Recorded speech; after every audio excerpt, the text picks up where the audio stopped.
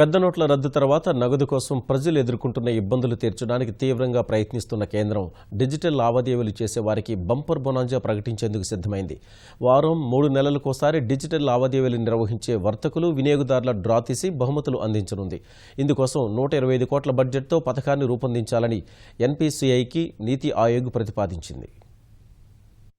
దేశంలో డిజిటల్ లావాదేవీలను మరింత పెంచేందుకు భారీ ప్రోత్సాహక పథకాన్ని నీతి ఆయోగ్ ప్రతిపాదించింది. 125 కోట్ల రూపాయల బడ్జెట్తో ఎలక్ట్రానిక్ చెల్లింపులు చేసే వినియోగదారులకు వారం, త్రైమాసిక డ్రాలు నిర్వహించి బహుమతులు ఇవ్వాలని కేంద్ర ప్రభుత్వానికి ప్రతిపాదించింది. ఈ మేరకు పథకానికి రూపకల్పన చేయాలని జాతీయ చెల్లింపుల కార్పొరేషన్ ఎన్పీసీఐని నీతి ఆయోగ్ కోరింది. దేశాన్ని నగదురహితంగా మార్చే ప్రక్రియలో భాగంగా ఈ పథకాన్ని ప్రతిపాదిస్తున్నట్లు ఒక సీనియర్ అధికారి తెలిపారు. లక్కీ డ్రాలో గెలుపొందే వారికి ₹1 కోటి నగదు బహుమతి ఇస్తారనే ప్రచారంపై ఎలాంటి స్పష్టత లేదని ఆ అధికారి వివరించారు. డిజిటల్ లావాదేవీలు చేసే వారికి నగదు ప్రోత్సాహక పథకం ప్రస్తుతం ప్రతిపాదనల దశలోనే ఉందని వివరించారు. అన్ని రకాల డిజిటల్ చెల్లింపు విధానాలకు వర్తించేలా రూపొందించనున్న ఈ పథకంలో వ్యాపారి, వినియోగదారుడు ఇరువురికి లబ్ధి చేకూరనుంది. ముఖ్యంగా పేదలు, మధ్యతరగతి వారిని దృష్టిలో పెట్టుకుని నియమ నిబంధనలు రూపొందించాలని ఎన్పీసీఐని నీతి ఆయోగ్ కోరింది. మొదటి వారంలో డిజిటల్ లావాదేవీలను జరిపే వారి ఐడీలను సృష్టించి తదనంతరం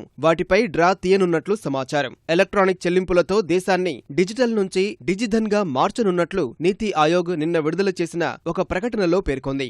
నవంబర్ 8 తర్వాత డిజిటల్ లావాదేవీలు జరిపిన వారందరినీ పథకంలో పరిగణలోకి తీసుకోనున్నట్లు తెలిపింది. నగదుకు బదులుగా డిజిటల్ చెల్లింపుల వైపు మళ్లాలని ప్రజలకు పెద్ద ఎత్తున టీవీ, వెబ్సైట్లలో అవగాహన కల్పిస్తున్న కేంద్రం వారి సందేహాలను తీర్చేందుకు 144444 జాతీయ హెల్ప్ లైన్ నంబర్ను ఏర్పాటు చేయనుంది. ఈ నంబరు వారంలో ప్రజలకు అందుబాటులోకి రానుంది. మరోవైపు పాత 500, 1000 నోట్లను రద్దు చేసిన కేంద్రం చట్టపరమైన లాంఛనాలను పూర్తి చేసేందుకు కసరత్తు చేస్తోంది. నవంబరు 9కి ముందు అచ్చువేసిన 500, 1000 నోట్లను మార్చి 31 నుంచి పూర్తిగా రద్దు చేసేందుకు ఆర్బీఐ చట్టాన్ని సవరించనుంది. వచ్చే బడ్జెట్లో ఈ ప్రక్రియ పూర్తి చేయనుంది. 15.5 లక్షల కోట్లకు గాను నోట్ల రద్దు తర్వాత బ్యాంకుల్లో 12 లక్షల కోట్ల రూపాయలు జమ అయ్యాయి. ప్రభుత్వం కనీసం 13 లక్షల కోట్లు బ్యాంకింగ్ వ్యవస్థలోకి చేరుతాయని అంచనా వేసింది. నోట్ల రద్దు తర్వాత 4.27 లక్షల కోట్ల రూపాయలను ఆర్బీఐ 4,27,000 కోట్ల రూపాయలు ప్రజలకు బ్యాంకులు, ఏటీఎంల ద్వారా సరఫరా చేసింది. మరోవైపు